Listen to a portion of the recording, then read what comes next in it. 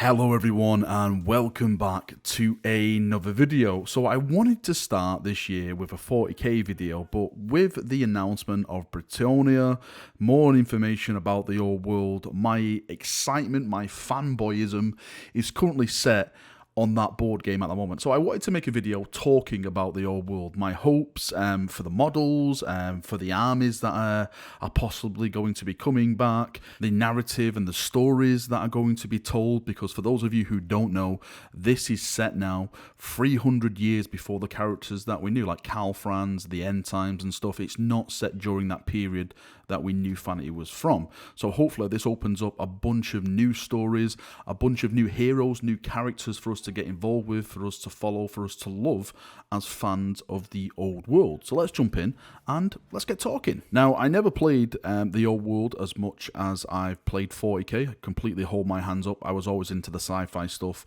more than the old world. What attracted me to the old world more than anything was the lore and the stories surrounding it, especially Bretonnia. I love like the whole stories of the the knights, the Lady of the Lake on quests and stuff. That is like the epicness of fantasy tales for me, so that's why I was really attracted to it. Now, when it comes to models, when it comes to the actual game itself, I've seen people talk about it in depth. Again, I'm not really going to that much in depth for it because, as I just stated, I didn't really play it that much. But a few things that I loved about the game is square bases, for one. I bloody love square bases. I love formations, and I love the movement trays. Movement trays are life for me. I just love the idea of like these huge massive armies, rank after rank of horses, knights, pilgrims, peasants, whatever you bloody play, orcs, just marching forward, and you clash and you roll dice and you just start taking each other out. Hopefully that is what they'll stick with. I know they did like a little trailer when they first announced this saying, square bases and stuff, so fingers crossed that square bases, movement trays, all that stuff that we loved from the old world, sorry, should I say fantasy old world? I don't know what to call it. I'm just going to call it old world. All that stuff from the old world does make a return in the form of like square bases and that type of engagement format. One of the biggest talking points about the old world at this moment is what armies are going to be released when the game actually hits the tabletop. I know the game is like 3 years out before anyone starts posting comments. Valrak, it's 3 years out. Why are you talking about it? Because I'm excited and I'm a fanboy, that's why. So the stuff that we've had so far, so we've seen Kislev been previewed with the concept art, so we know Kislev is definitely down to clown in this game. Bretonnia's had a mention. We've had the High Elves, which have had a mention. We've had the Empire that's have a mention, because again, we'll get into this in a second. This is the time of the three emperors and everything that goes around about that. We've had orcs mentioned. We haven't had any of the factions like, ogres mentioned. Chaos hasn't really been mentioned that much, but it's more or less confirmed that chaos is going to be a part of it. Chaos in the old world is just like chaos in 40k. It's an internal part of the politics, of the story, of the narrative and stuff like that. I'm not saying it's like it's the biggest bit of the narrative, but it's very, very much involved in some of the stories of the humans, and we know like the humans are going to be a big part of Warhammer Fantasy, so that for me means that chaos is going to be a big part of Warhammer Fantasy. So when it comes to these armies and the release of it, the way I see it, and this is just my opinion on it, I think there's going to be 6 armies, around 6 armies, and those 6 armies are going to be Empire. Now the Empire is not Kislev, the Empire is its own army, so the Empire, Kislev, Bretonnia are the 3 human factions I see releasing. I see a Chaos faction being released, and again, whatever chaos you want to be. It could be demons, it could be anything. I'm probably going to say like Norsemen, like the barbarians and stuff coming out. Orcs are definitely on the plate. We can't have Warhammer Fantasy without the orcs. They're just amazing, and there's a big thing that we're going to be talking about in a second about the narrative stuff about the orcs, because they have a huge leader at this time. And I think High Elves. I think you have to have some type of elf involved in this game, and I know the Wood Elves are around Bretonnia at this time, but maybe that could be like a future release and expansion, and they'll eventually get their say. But I'm going to go with High Elves are going to be the elf faction on display. That's not to say that these are the only factions that are going to be in. I think if this game becomes successful, and I really do think it will be successful, one of the reasons why I think it will be successful is because a lot of people grew up on Warhammer Fantasy. A lot of the old old gamers grew up in it, and to see that return in some type of format may bring those people back. It may, it may be on their heartstrings as a child or something. I know a lot of people have been sending me messages. I grew up on Warhammer Fantasy. It's so glad to see it coming back. So this is the kind of mindset I'm putting myself into, but get those old type of gamers and new type of gamers as well. Because one of the big things at the moment, and this is really one of the things I think that fantasy or / the old world is coming back, is because Total War has a massive fan base at the moment. I will probably say that it's probably the biggest Total War game that they've had so far. I know those are big accusations to say, Valrak, but that has brought in a lot of new fans. Just like the Dawn of War series brought in a lot of 40k fans, Total War has brought in a lot of fans for fantasy, and they want to connect to the armies that they play in that game. And AOS, I'm not saying anything bad about AOS, but AOS doesn't have those armies that are in that game, so they want to play those armies, so that may bring in a big chunk of players as well. So that's why I think it may be very, very successful. Now, one of the things I'm most looking forward to, and I think this is what everyone is really looking forward to, is models. New models. This is something that fantasy never got, and this is why AOS took over and AOS became the fantasy stuff, because AOS had all the fantastic new models. I know there's a lot of debate about that. Well, if fantasy got new models, then AOS wouldn't be around. Yes, I'm not really getting into that bloody messy hole, because it's you just get dirt all over you. Now, when it comes to me and Bretonnia, I'm hugely looking forward towards this, because as I stated, this is 300 years before the current events or the events that we knew has happened. So that means we're going to have a new king. We're probably going to have older looking like pilgrims. I say older looking pilgrims. Pilgrims don't really dress that much anyway.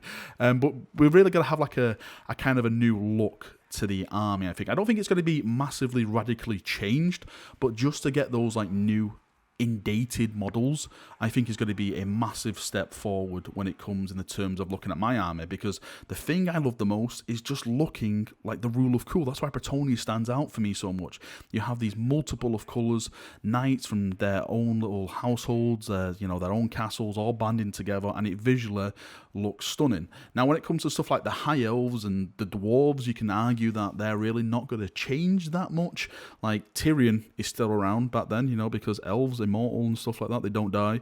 Dwarves, they live for a very, very long time. You probably have some characters that we know from the end times who are going to be in a younger state, so maybe they'll look a kind of a bit different, maybe a bit more badass, looking a bit more amateurish maybe.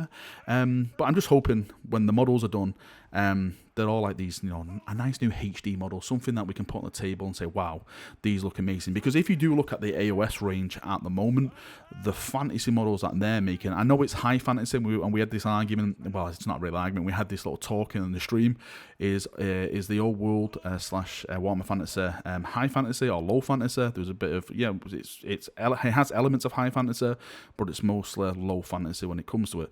But AOS, for me anyway, visually is very, very high fantasy, and they've been doing wonders with the sculpts when it comes to that game. So when it comes to the old world and redoing the sculptures and the characters and just the new characters and everything that we can just think of, I'm really, really excited where they can go because of the skill of the artists that Games Workshop have and the quality of models that they've been pumping out. So I'm really excited to see what they do in terms of sculptures for the old world. Now, the story.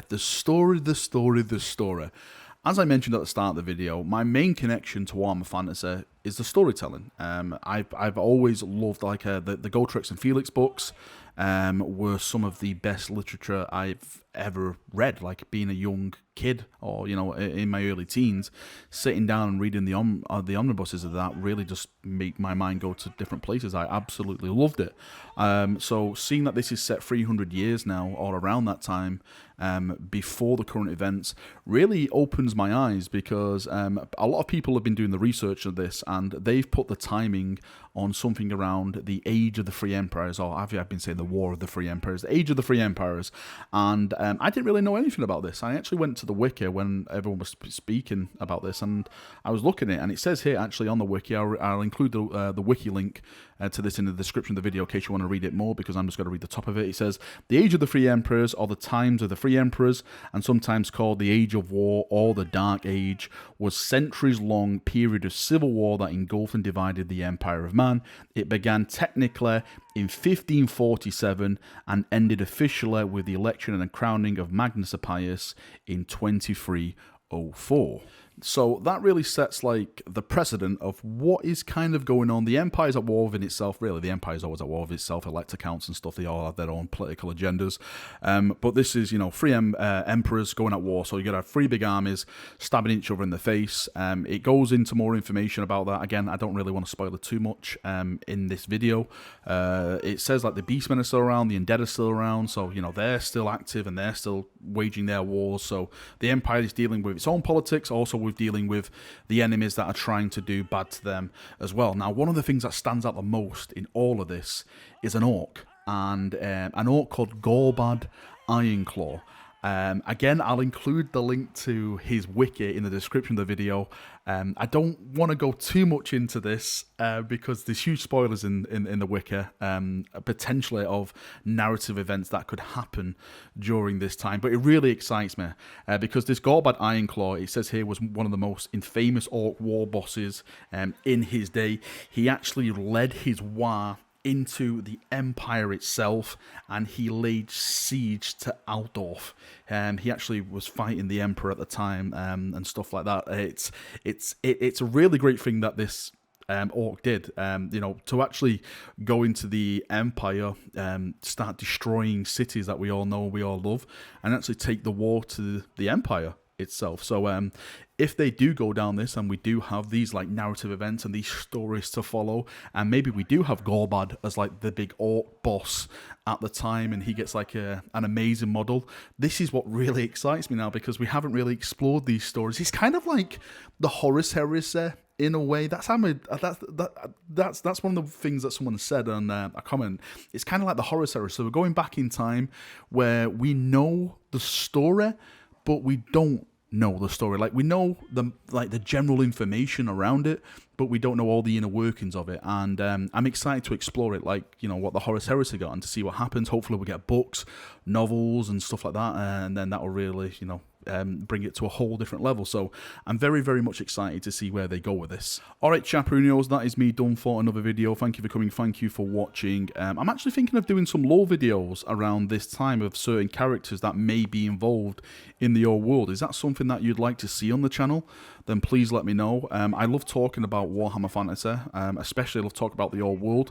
Again, when these articles drop, I just jump in and I start playing Total War again. It gets me so excited, it gets me so just hyped to see what this game can become. Hopefully you've enjoyed the gameplay in the background of this video as well. I just thought I'd show off a little bit of the Bretonnia campaign I'm playing. Yes, I'm crushing it because I am the best general that has ever lived in Total War Warhammer. I dare you to challenge me. I am unbeaten, just like on the tabletop. Anyway, that is enough waffling for me. Thank you for coming, thank you for watching. Leave your thoughts, feedback, all your theories, all the characters you'd like to see, the armies that you'd like to see, that you want to play on the tabletop.